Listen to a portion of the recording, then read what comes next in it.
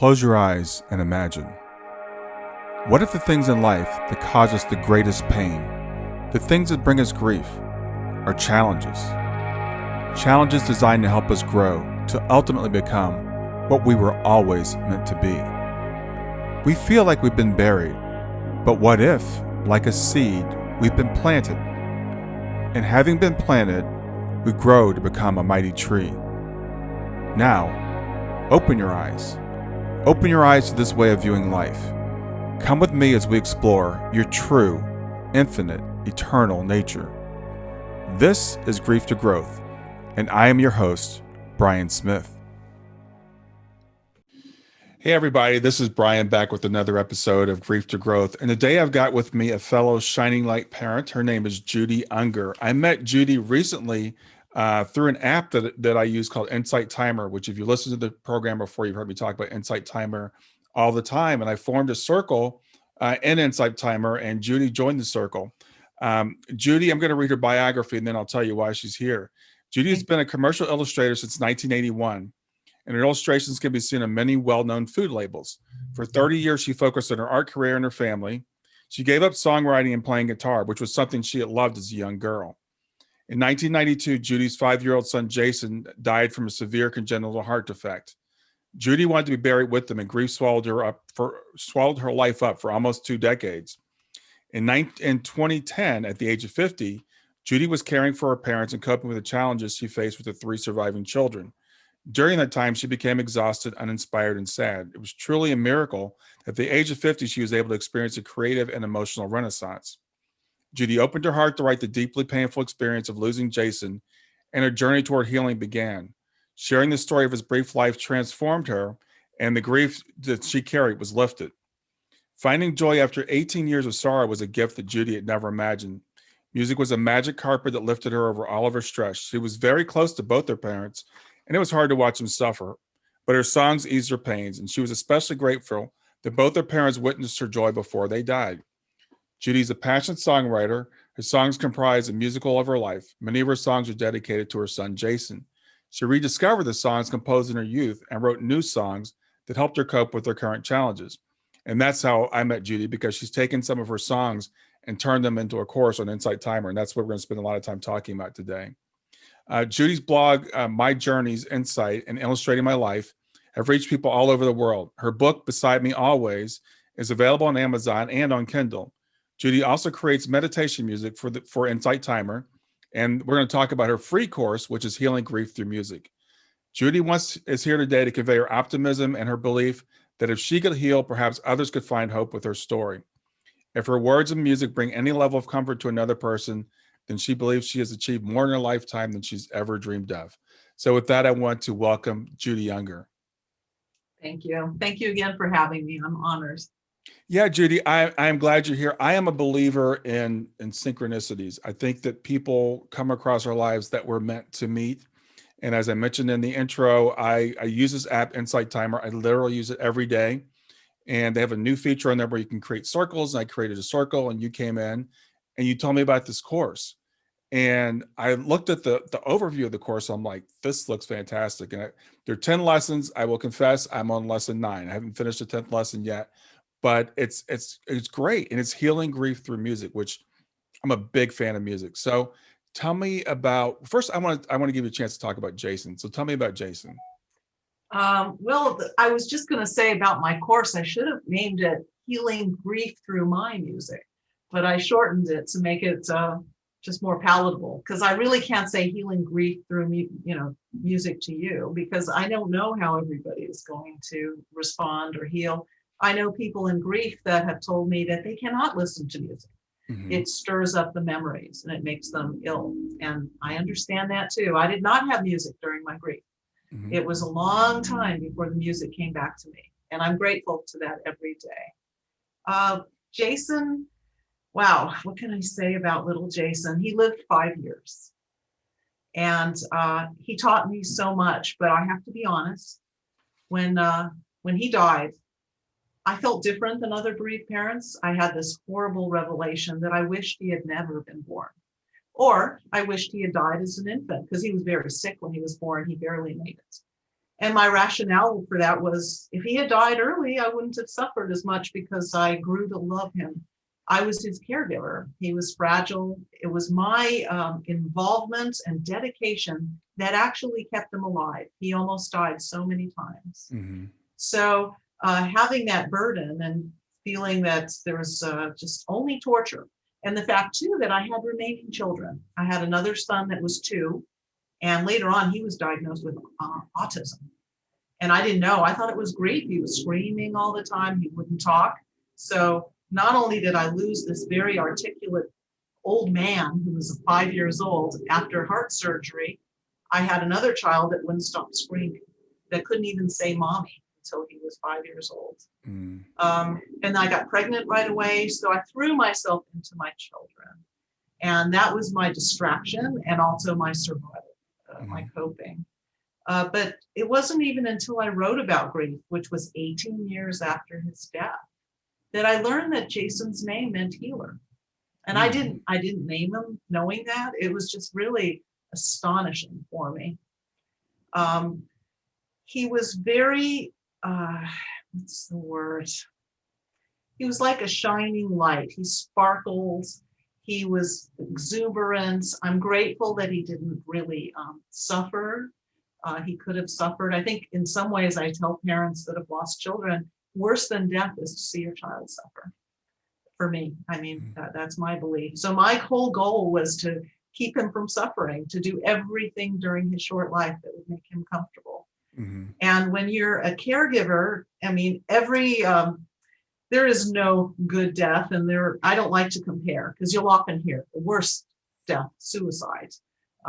Losing an older child is different than losing a young child. And I went through all that because I was very involved with a lot of other bereaved parents. Mm-hmm. But I learned comparisons. Just what is the point? My grief is worse than your grief. It's all bad. There just really isn't a point to compare.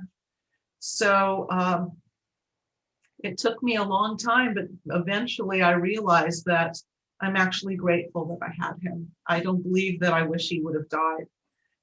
It was just very hard to be a parent to my surviving children. What kind of a parent could I be to my daughter who was born less than a year after his death? Mm-hmm. I was not going to sing to her. I wasn't smiling. I was crying all the time. Would the pregnancy have been affected by all the grief?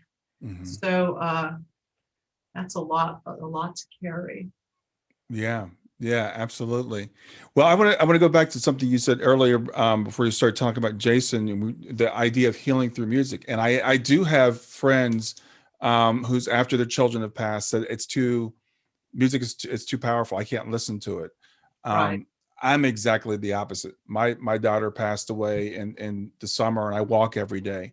And I was listening to music and seeking out music that would help me heal, to process the feelings that I was going through. So you're right, it's a little bit different for everybody. And for some people, it might take a while because your music was taken away from you for a while. And I know another parent that I work with who creates music and creates art, much like yourself. And when his son passed away, he couldn't even go near his instruments for quite a while. Yeah.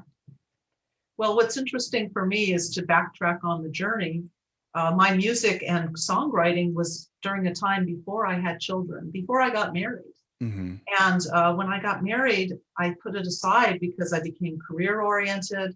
And I also think I wasn't connected to my heart. I began to suppress my feelings. I thought, I'm not really happy, but I've got to be a mature woman and accept that this is what married life is. And I just don't feel like singing anymore. Mm-hmm. But then when I had Jason, who was my first child, he loved music. So it revived my music for that time just for him. It wasn't about original songs. It was about whatever he wanted to hear. Mm-hmm. And he had his own little guitar. So after he died, the thought that I could ever sing again, it was like I did try for my other children because they deserved to hear a song or two, but my heart wasn't in it. And I never dreamed I'd sing again. But here's a little clue, a very tiny clue. It's actually a big clue. When I was 17, I wrote a song named Beside Me Always. And it was for a boyfriend, and it was just a feeling that he would still be with me in the future. I have other songs like that. And then Jason died And I was absolutely in shock. And we had to hold a funeral. And I thought, I don't think I can get up and speak. So I actually recorded a eulogy and I wanted some poetry. So I thought about that song and I decided, you know what? The lyrics are very much about him, somebody being beside you. I'm changing the lyrics.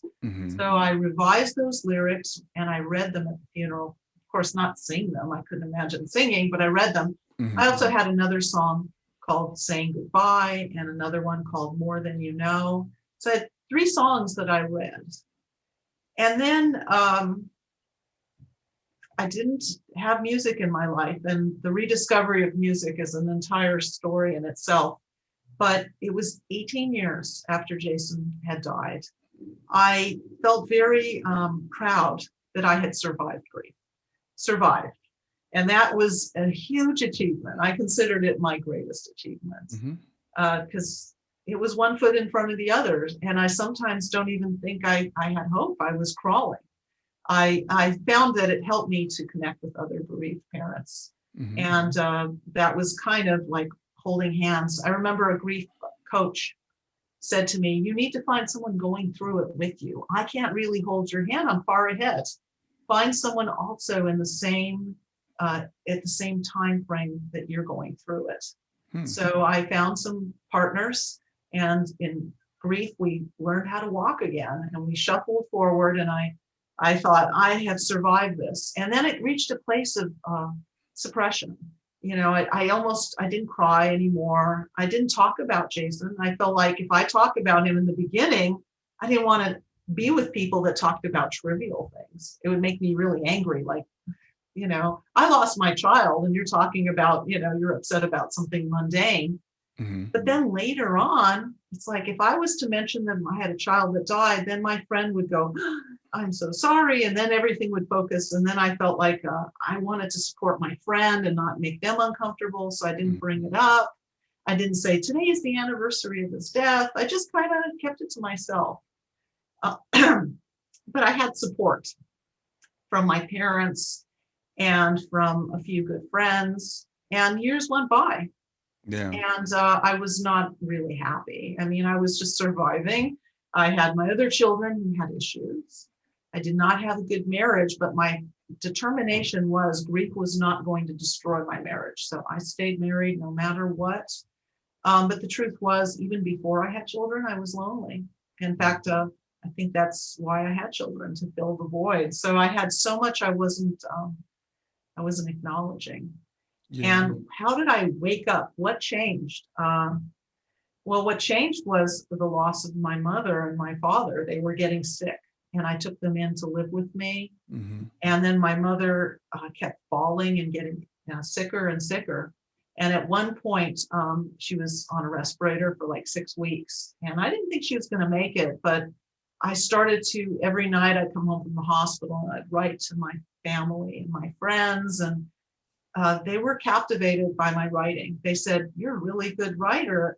But it was because I began to share the details. I would tell them, you know, the trach tube, I could see her blink her eyes and she's communicating, and I think she's going to, they were hanging on to my descriptions. And she actually slowly improved and she was released from the hospital. It was a miracle.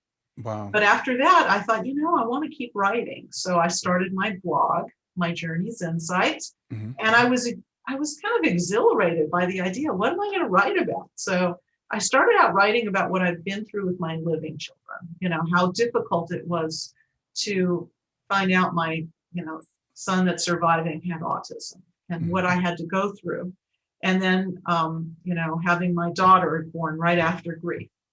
And then I had my third son, and he also had trouble. So I was just writing all these stories, but I wasn't writing the hardest one. Yeah. That's the one. So one day I went in the closet and I took the box out that held all his memorabilia, and I sorted through it. It was 18 years after, but it came back as if it had just happened. Yeah, I could definitely relate to that. It's been 5.5 for me, and you can go right back there just like that. Oh. I do want to ask you a few questions. So it was 18 years before you really sat down to process your grief after Jason passed. And I want to say this, I want people to hear that because I think it's very important. I work with clients, and I was just telling you before we started, usually it's in the first 6 months to year that, they come to me. And I find they're like, I'm going to be this way forever. This is never going to change. And when you try to hold that hope out to someone that's that early, they just can't see it. But, it can take us a while to process, and we all process it a little bit differently. But the question I want to ask you, you were part of Compassionate Friends, is that right? I was a leader, yes. How long after Jason passed did you join Compassionate Friends? Well, that's interesting. Not everybody wants support groups, but for me, it was something desperate. It was like, if I can't be at a support group, I don't know what to do. So I looked all over. I actually went to a general support group, and that was where I found my partner in grief. My friend and I connected because in this group, there were people that had lost a pet, a parent, and we were just like, scornful, like, oh my God, that's nothing compared to what we're going through. That was my mistake. At that time, I just was so angry, that stage, and her and I connected. But then I realized I need something closer. So then I went to a Compassionate Friends meeting. I went to different ones in the area. And here was the thing. I would listen, and if it was a baby or if it was an older kid, I wanted somebody that had lost a kid like Jason, because only they could understand what I went through. A kid that had a heart defect or health issues, because I was a caregiver, that was really hard, to lose that space in my life. What do I do with myself? And somebody that had lost a child that wasn't older, I had to clean out his bedroom. If you had an older child, you didn't have to deal with that. I wanted that total relating. And it was interesting because I did meet a mother who had a child with a similar heart defect. And it taught me something. Isn't it interesting? You learn from every person you meet. I beat myself up because my son died after surgery. And I kept thinking I had another doctor with a different opinion. And this surgeon, my cardiologist, recommended her, but she really wasn't a pediatric heart surgeon. Maybe he could have survived, and I had picked the wrong person or whatever it was. Yeah. And then this woman, her story was her son needed heart surgery, and she checked him into the hospital, and he died the night before his surgery. He didn't even have surgery, and he died. So what did that tell me? That told me, it's capricious. I mean, Jason could have died before surgery. It is what it is, which is an awful thing to say, but I learned from that. And then in the end, it turned out that there wasn't going to be anybody that lost Jason, only I. That is the lonely part. That is the part that's so horrible about grief. There's no one that's going through what you're going through. It's your personal love and devotion and the horrible loss. Yeah. Well, it's both unique and universal at the same time. We all go through grief. We all go through it one way or the other. Whether you lost a pet or you lost a child, it's grief, but there is something very unique about it as well. But a lot of things you said were very common, anger, guilt, what did I do? Could I have done something different? I think every parent goes through that, no matter how their child passes. We think we're superhuman, right? We should have done something different. How did I not save my child? That is the ultimate failure if we can't save our child. Yeah. And the other thing I've seen that also with parents, and I guess I just didn't really have it, but I've seen it's very common, is I want to talk to somebody whose child died just the way mine did. That's it. My child was murdered. I need to talk to someone whose child was murdered because they're the only ones that could understand. And I think that's something that we go through and kind of move through that phase before we realize that losing a child is losing a child. It's so different now. I can't believe the person I was versus the person I am. I mean, helping people that have lost older children, they're just like, I don't have time to heal. I mean, I'll be dead in 10 years. It's like, I just want to die now and be with my child. Sure. Or the sadness of even a stillbirth or miscarriage. They don't have any memories. They didn't get that chance. Right. That's a huge loss. So my compassion has grown. So what were your thoughts about Jason's state, I guess, after he, and I know she used the word died, and I'm part of a group called Helping Parents Heal, and we're very careful with our language. So I don't often use the word died. So that's why I stumble over it, because I don't believe our children die.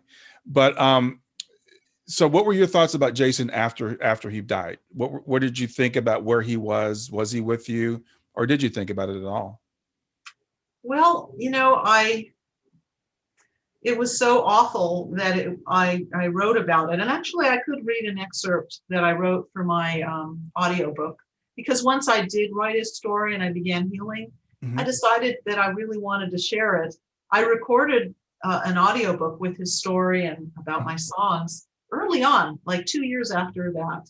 Oh, But it took me another 3 years or 4 years till it got out there. And actually, when it got out there, I hired somebody to read the book because I just didn't think I could sell it, that I didn't have a professional speaking voice.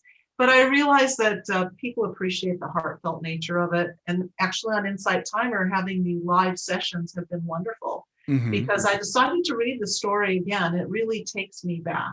So let me pull it out real quick. And if Sure. that's okay, I'll just Yeah. read a little segment. Um, the name of my book is Beside Me Always, which is the song that truly told my story. Mm-hmm. So here we are. And the lyrics to Beside Me Always, that song, is so telling, because even though I wrote the song back at the age of 17, I still did this thing in the chorus, where the chorus that's initial is, and when my tears are flowing and I'm not sure where I'm going, I feel your love and you're beside me always.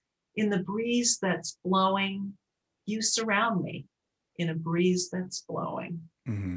But at the very end, I switch it. And I say, you would tell me, when your tears are flowing and you're not sure where you're going, just feel my love and I'm beside you always. Mm-hmm. In the breeze that's blowing, I'll surround you in a breeze that's blowing. So the whole concept was, I'm looking, I'm wondering, and I'm feeling the breeze. That's giving me chills. It's Mm-hmm. like, I know he's there. And now I hear his voice and he's telling me, yeah, I'm there. I'm surrounding you. Mm-hmm. So when he died, first of all, I had never seen a dead person in my life. I was innocent. There's this whole stage of grief before and after. You're not the same person and you never will be. And there's Mm-hmm. the never and the absolute, the always, the never. But I choose to look at that as I've transformed. It's changed my life. And I actually look at it now as a blessing. I didn't used to. Right. In fact, a bereaved mother told me the word blessing upsets her. It's like, why are other people blessed and I lost my child, so I'm cursed? Right. So I'm not saying like I'm better than anybody, but I do say to myself that there's something positive came out of it. Mm-hmm. It actually, I thought my songs were dead, I don't want to say dead, gone forever. Mm-hmm. But because of Jason, I injected all of my love to him into the music, which healed me, which helps others. And he's come back. He's Absolutely. living in a different way. Absolutely. He's living through my music. So here is, I'll just read this segment because it is so emotional. At this point, Judy reads a passage from her book, Beside Me Always. And I've decided to take that passage and move it to the end of the interview. Some of the descriptions in it are pretty graphic, and I'm afraid could be triggers for people who are newly into grief, or some of us who may have discovered our child's body after they passed. So what I wanted to do was to move that to the end. I think it's very important. It's very uplifting, I think, for people that are ready for that. It does end on a note of hope. But I decided to move it to the end because I didn't want to possibly trigger anybody. So stay to the very end if you want to hear the passage, and I will add it in there. Meanwhile, I'm just going to continue with the conversation right after the break. We'll get back to Grief to Growth in just a few seconds.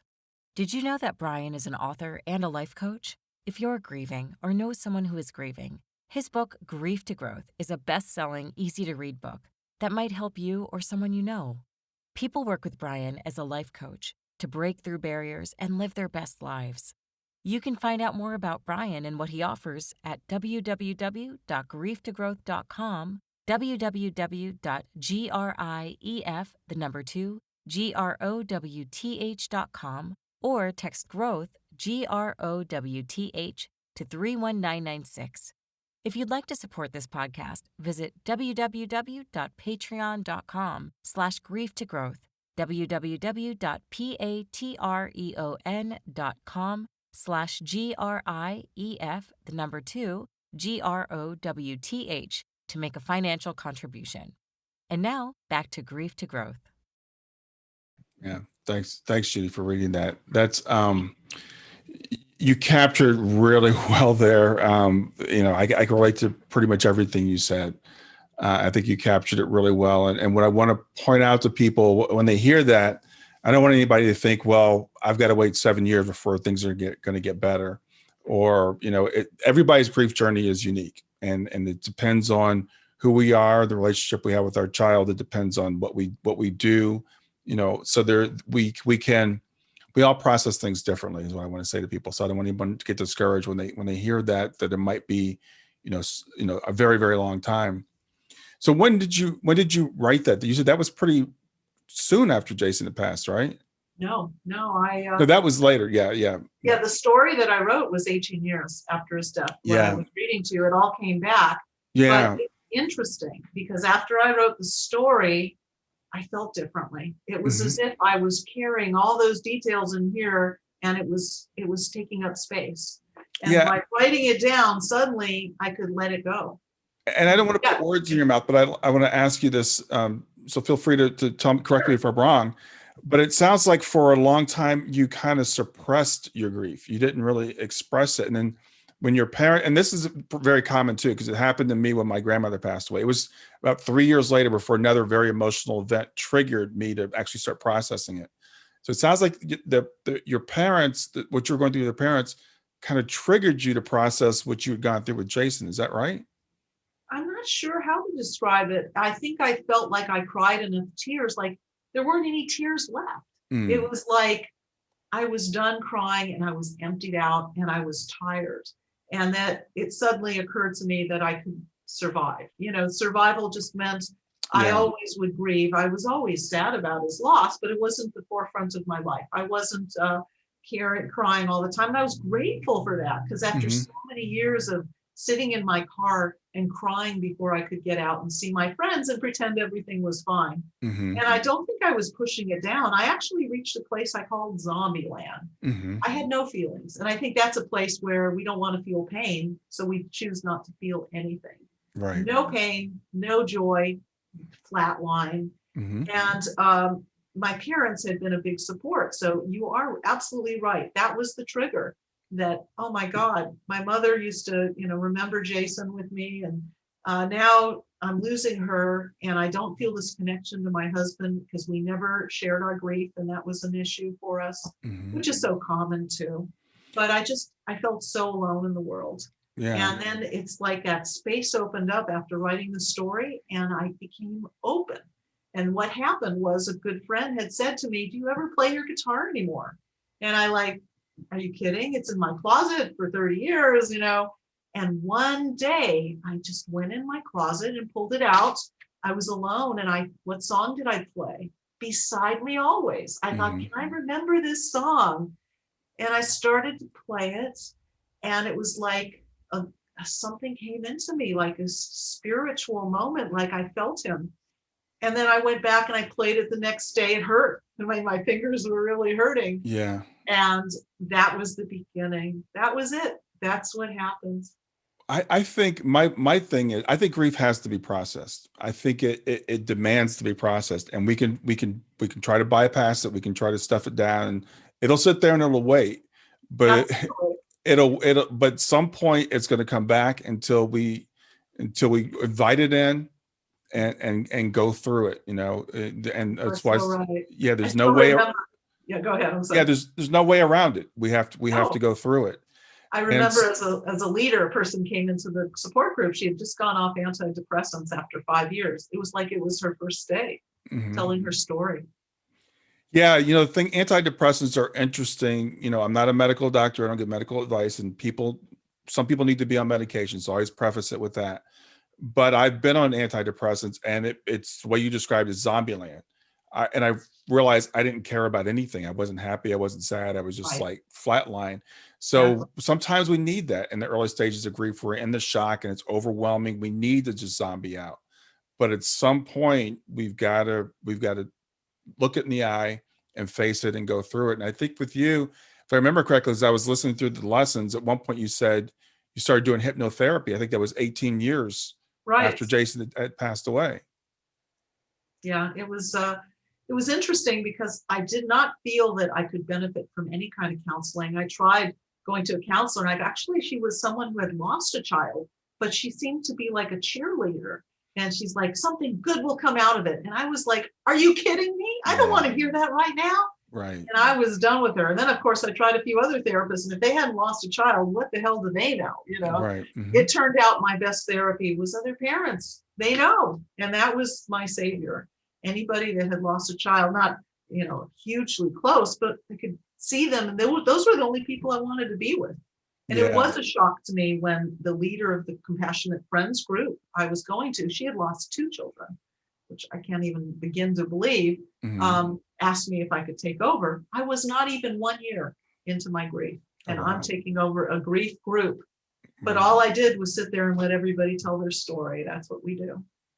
Yeah, and I don't want to get into comparing groups, but I'm part of Helping Parents Heal, as I said earlier, and I have never been part of Compassionate Friends, so I'll preface it with that. But we strongly believe in talking about the continuity of life and our children still being with us and celebrating our children. And I know for me, that's made all the difference in the world. You see, my daughter is over my shoulder because I literally believe that she's with me all the time, and she's inspired me to do what I do. And I was fortunate that I found this group, only a few months after Shayna had passed away.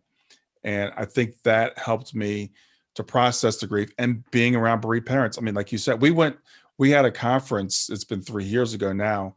And we were out in Scottsdale, Arizona, and all those parents were together. And it was funny because we were just having a great time. We're laughing, and during happy hour in the hotel, people walk through and it's like, who's that group? It's like, well, those are the bereaved parents. But it was just being around people that understood us, where we could be ourselves, we could cry together, we could laugh together, and we could process, like, what does this mean? What do I do with this? So when someone tells you that hasn't had a child pass, oh, something good's going to come out of this, you want to smack them in the face. You don't want to hear that. Yes. But when another parent tells you that's 10 years in, then you say, well, okay, maybe that can happen. Yeah, it makes me think about my song that I guess, I don't focus as much on the transition and the afterlife because I'm trying to just live in the present to get through the life that I have. Because I do know a lot of bereaved parents where they're just looking forward to dying to be with their child. Yes. But my song, Angel in the Sky, right away reminded me of your daughter because Shayna means beautiful. And my mother used to call me Shayna Punam, meaning beautiful face. And the lyrics in that song are, I dream about your sweet embrace, your sparkling eyes, your beautiful face. And you are my angel in the sky, like a butterfly. You flew away and couldn't stay. We had to say goodbye. I still cry. So you must know I miss you so, my angel in the sky. And the second verse is, and when I die, you'll take my hand, my lovely light, just not in sight. So I definitely believe that when I die, he'll be right there to help me and be there to see him again.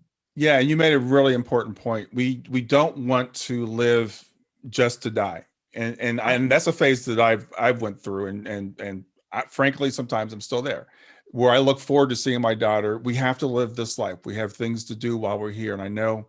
So there has to be a balance, but we can also get so caught up in this world. And you talk about this, and I forgot which one of your songs or which one of your lessons you talk about. It's really important though, is that the absolutes that we say, I will always be sad. I will never see you again.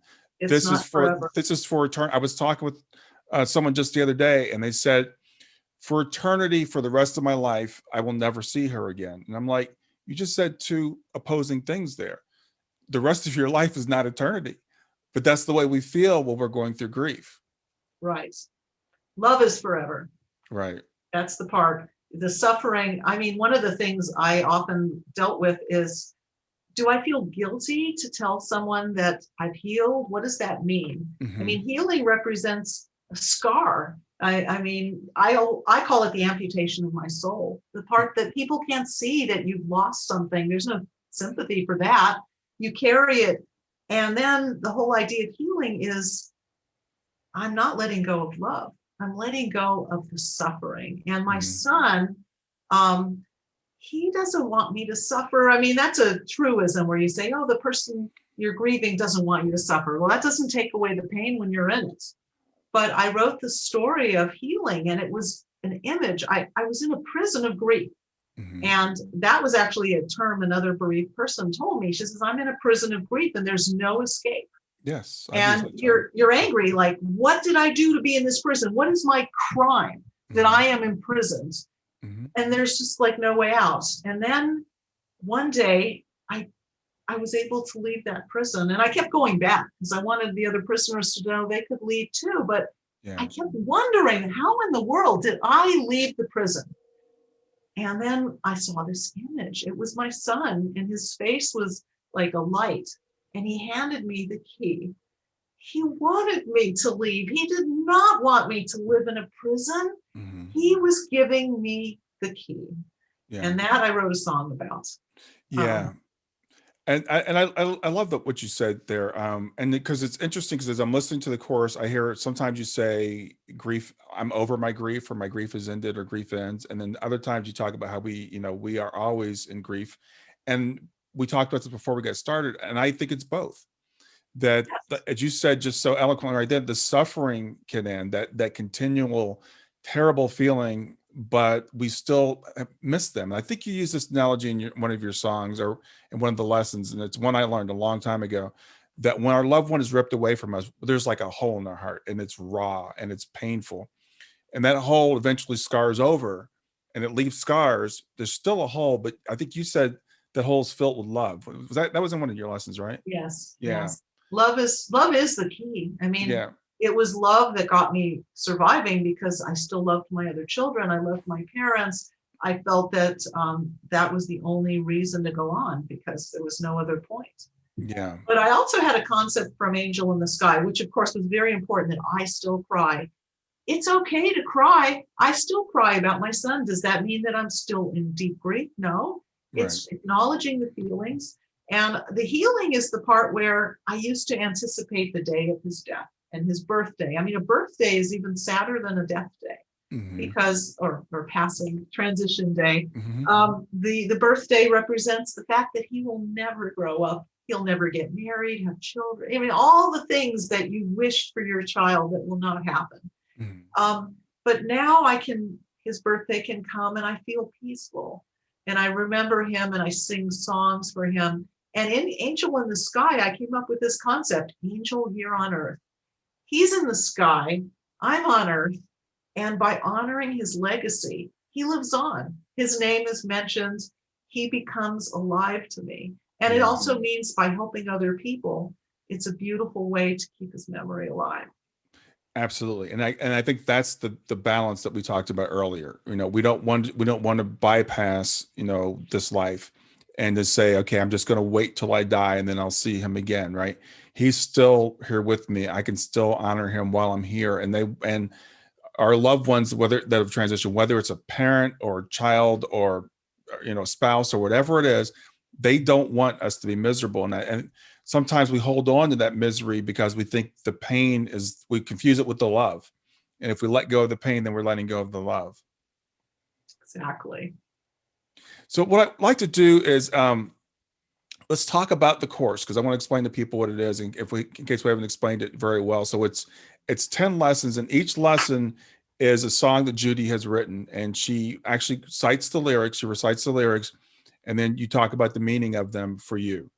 Right. So let's go through just real quickly, maybe a couple of minutes or 30 seconds or a minute on each song, on each lesson. Sure. So the first one is So Real. Yeah, the first line is, this morning I woke up and it slipped my mind that you're not here with me anymore. And it's about that shock where you wake up and you have this peaceful feeling like you still remember you can call them, and then all of a sudden it hits you. like a shock to your heart. Mhm. And again, the beauty of the healing for me is I look forward now to waking up in the morning, but for so many years, that was the worst part. I did not want to wake up. I Yeah. didn't want to wake up to face this. Yeah. That's what the song is about. And every season. Well, I talked about how when he died, the weather became cold. He died at the beginning of autumn. So every year when the season would change, the dead leaves were like his body crumpling into a pile of dust. Mm. It was just triggering the memories, but then the memories of summer, his last summer on earth, and spring. It was like each seasonal change was so sad. And it was my first song that I wrote as an adult woman, because I didn't know I could write songs again. Yeah. And there I was playing my guitar again, and this song came to me. I could write a new song. And the lyrics were sad. It was, when you left, from life I withdrew, and a piece of my soul died too. Life and death are a mystery, and my sadness will always be. Every season you come back to me. And I thought I'd change it to "and my love will always be." And I tried to sing that. It didn't feel authentic. No. So I left it. I left it because it's a testimony to how I felt before I healed. I think it's important. I think that's important, because what I love about, as I've gone through this, I can remember being in each one of these stages, and it makes you feel less alone when you hear someone else singing your emotions. So I'm glad you left it the way it is. Thank you. Beside me always. Well, I feel like that one I've covered. I mean, with the switch in the chorus. But the main thing was, it's so cool that I could write a book about this story, and it's on Amazon, and it's also an audiobook, which is very close to my heart, because I have some recordings on there of Jason's voice, him and I conversing, and so that song actually is what brought me to Insight Timer. There we go. And you have recording of his voice in one of the songs and one of the lessons, which was, I love that. But when I did the book, I'll just say real quick, when I did the book, I had someone promoting it, and she says, do a meditation album to go with the book. So I'd never done meditation album. So I did a meditation album. That's how Insight Timer found me. So it's just part of the story. Yeah. Hang On. Hanging on was just about all the ways that I found to hang on. And I even say at the end, when I was grieving, I did all these things until the day arrived when I realized it had become easier to hang on. The sun started shining again and life became bearable. If you find yourself slipping, there are hands to hold you if you look for them. You are worth it. Don't forget, your loved one is holding you too. Yeah. I didn't realize when I was hanging on, I thought it was the loneliest journey ever. It wasn't until later that I realized that he carried me. Mm-hmm. Absolutely. Set You Free. Well, that was actually about letting go of my father. He was very sick when I wrote it, and it was, I need to set you free. I hadn't done it yet. It doesn't express that I've done it. It's like the struggle. And the words that brought me tears were your smile, your touch, your voice, your face, your essence, I will never replace. And that makes me cry, because that's the part we feel that we're going to lose. We're going to forget how they smelled, how they sounded. And it does get harder, and you don't want to let go of that. And at the same time, the pain is so great. But then when my parents both died, I sang that song to them as they were dying. And my mother, I finished the song and I said, I need to set you free. And her last breath, it was like so eerie. That song helped to set me free. Yeah. Yeah. I have to say, when I heard you saying the lyrics and I saw the lesson title, I was like, I don't know if I'm gonna like this one, but I love how you tied it into your parents and setting that physical existence, go free. Because for me, I'll never let Shayna go free. So that's just my little thing there. I love the word essence. That's the part. The essence. Yeah. They are there. Yeah, absolutely. It's not forever. Well, I remember going to a grief site where I had this lesson was one word for grief. And I mean, I have the list here: agony, anguish, eternal, lonely, forever, excruciating. It went on and on. But what was the most repeated word? Forever. Mm-hmm.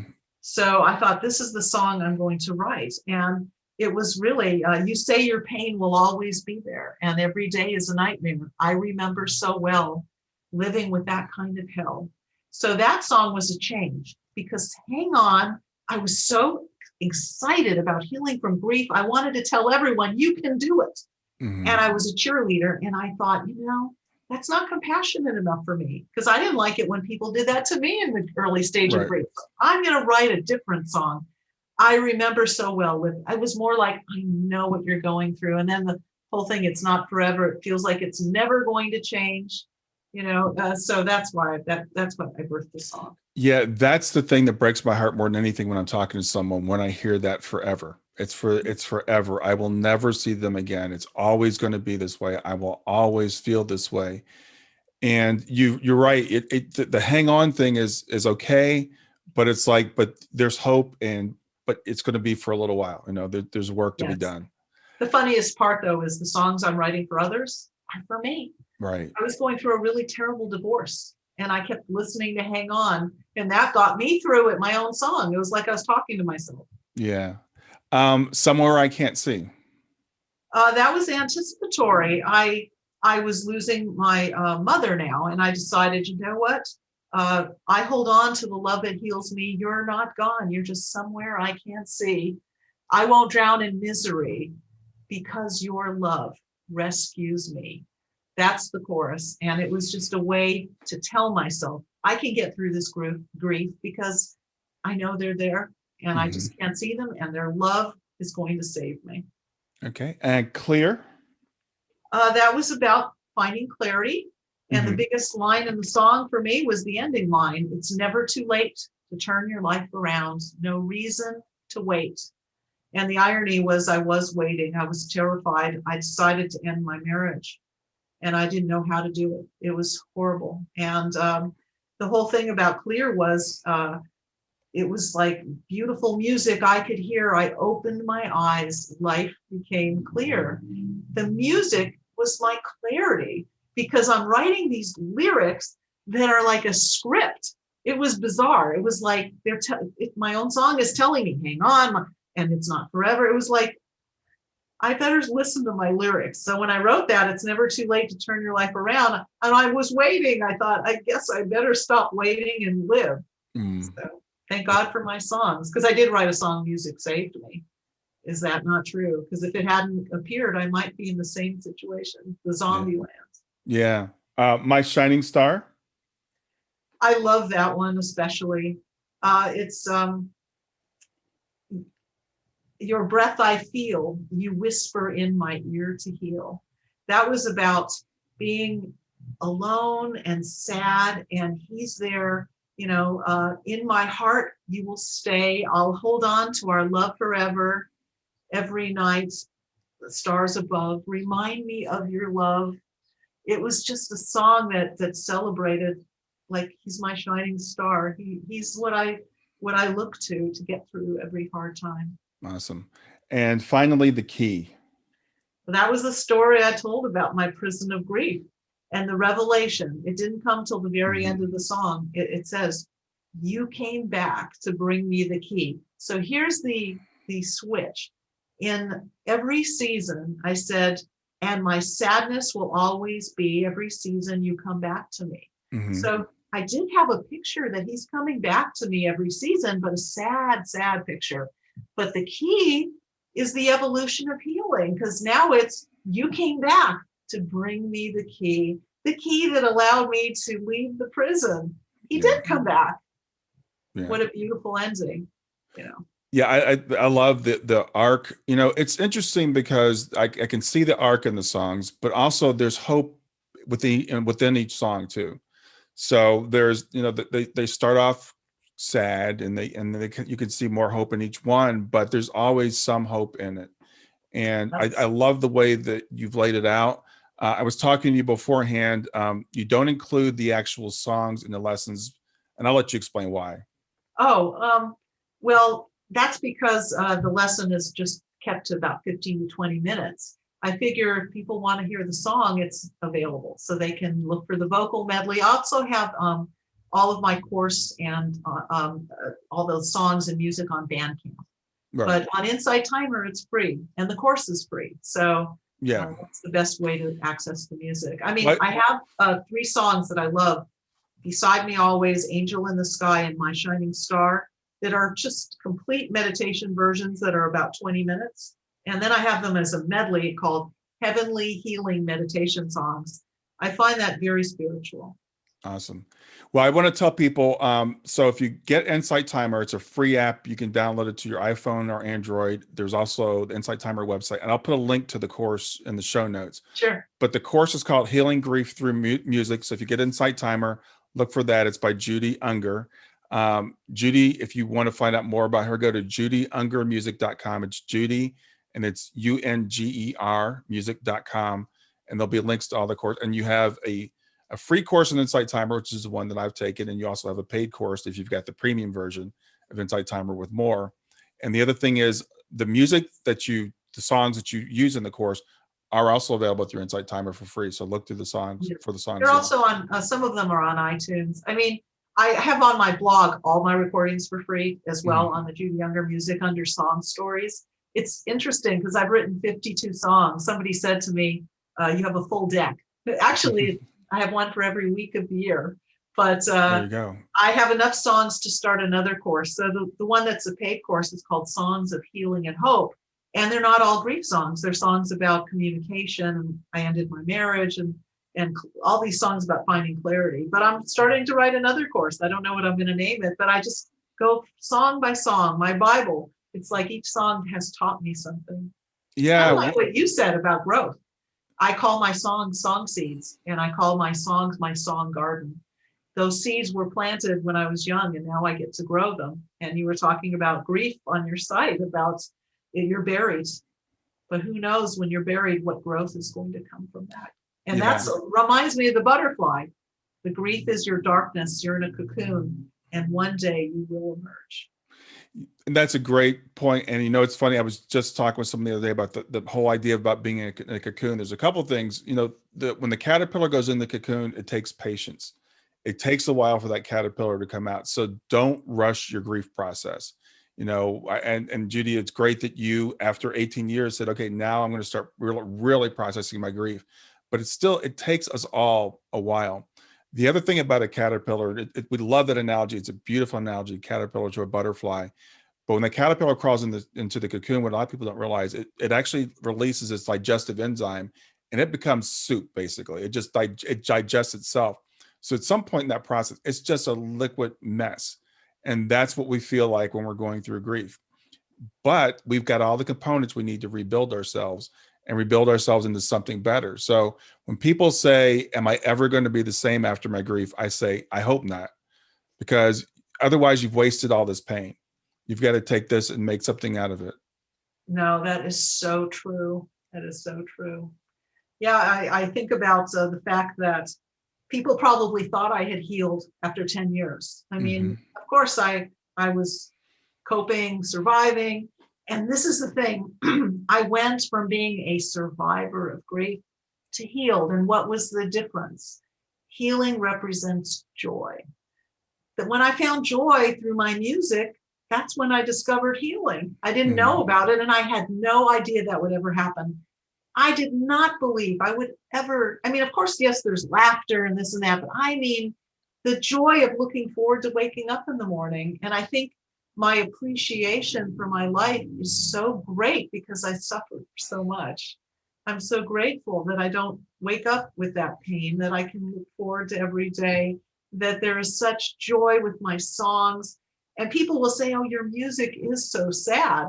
But when my music makes me cry, that's what heals me. It releases those tears. I want it to make me cry. It has to be so beautiful that it burrows into my heart and extracts those words that help to heal me.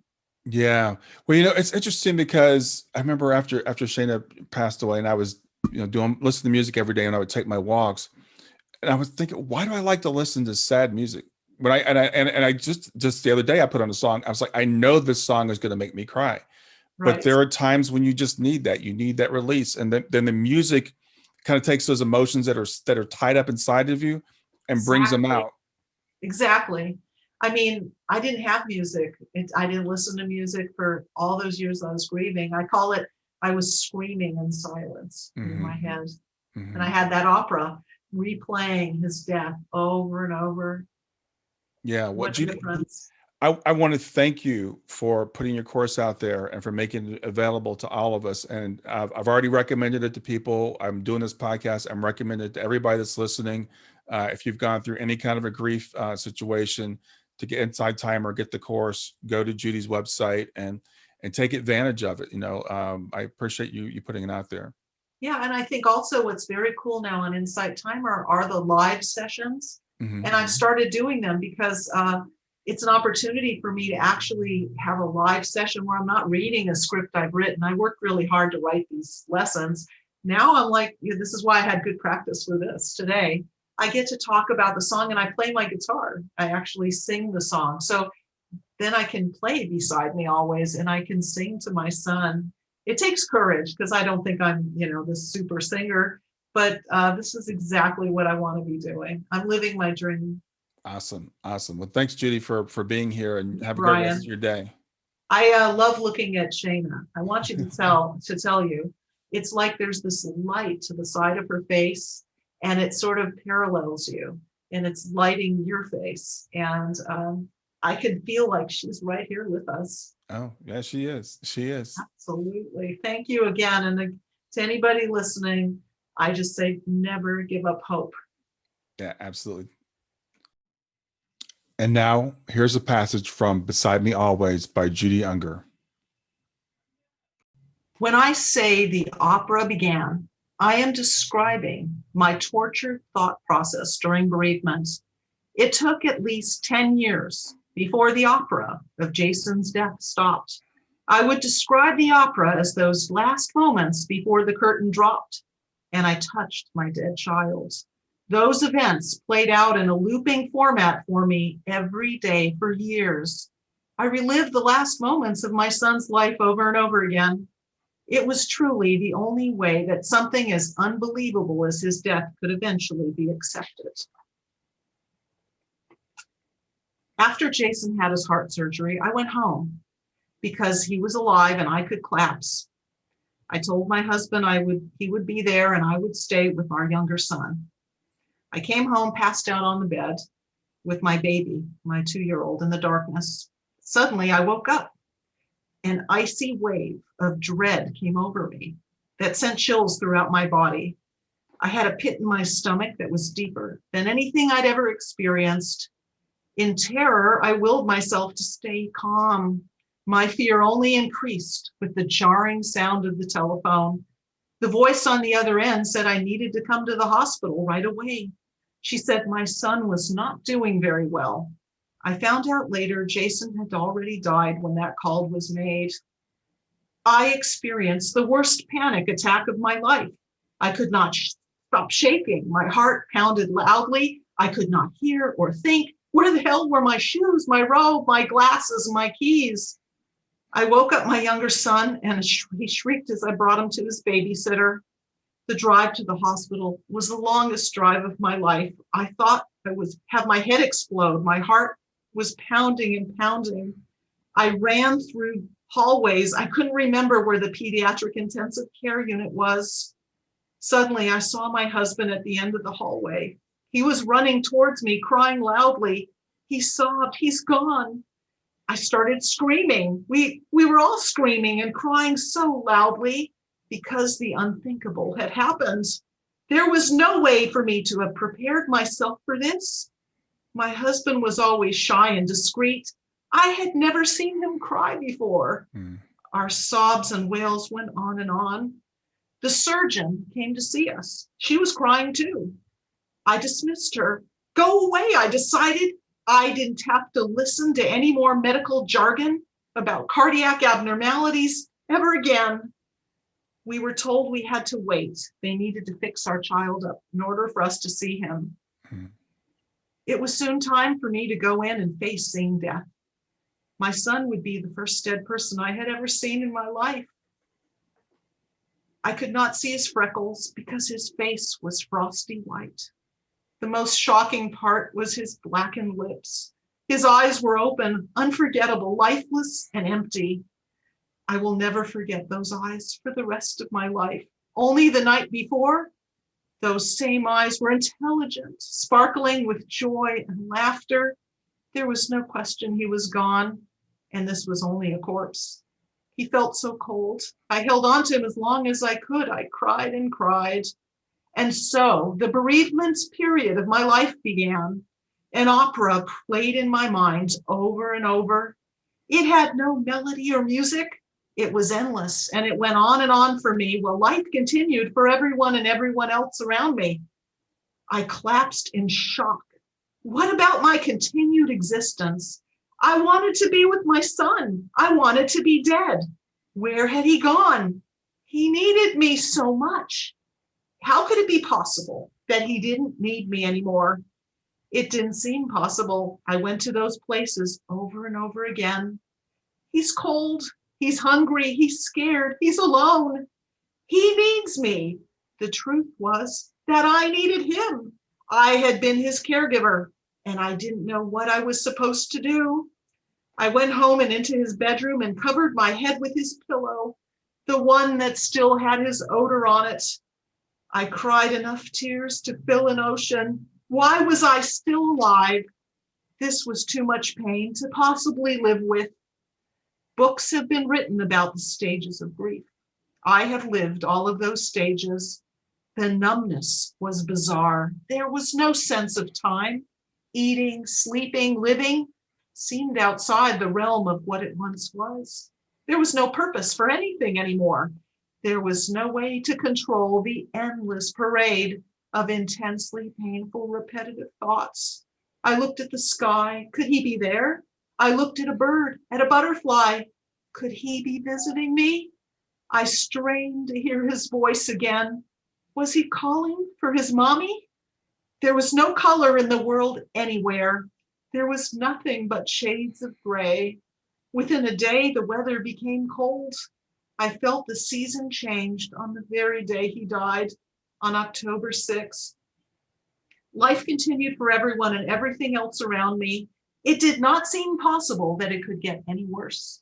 It did not seem possible that it could get any better.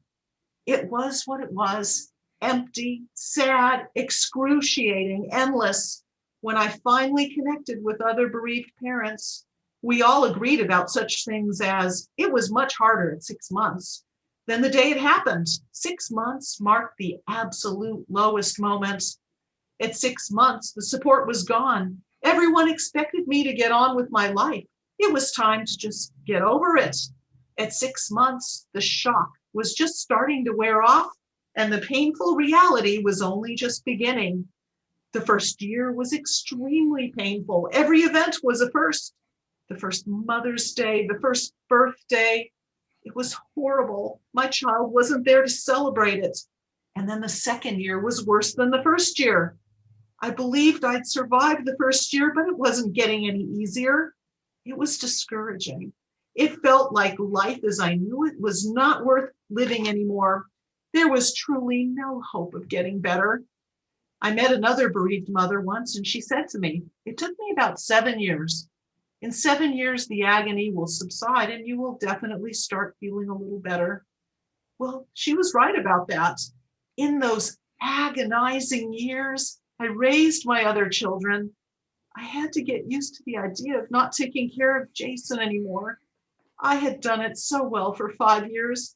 I didn't know how to stop suddenly.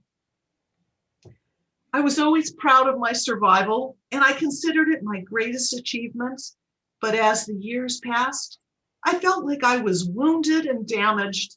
I seldom mentioned my grief, and I just learned that being angry isolated me and led to further loneliness. One day, I decided surviving wasn't enough for me anymore. I expressed my honest feelings through writing and music, and I unburdened my soul.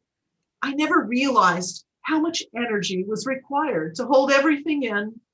I believed I was incapable of happiness after suffering the loss of what I had so deeply loved.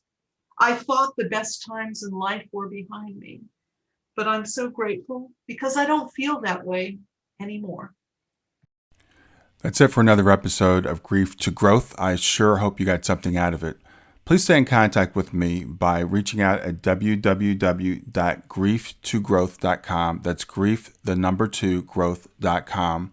Or you can text the word growth to 31996. That's simply text growth, GROWTH, to 31996. Since you're watching this on YouTube, please make sure you're subscribed. So hit the subscribe button and then hit the little bell here, and it'll notify you when I have new content. Always, please share the information if you enjoy it. That helps me to get more views and to get the message out to more people. Thanks a lot and have a wonderful day.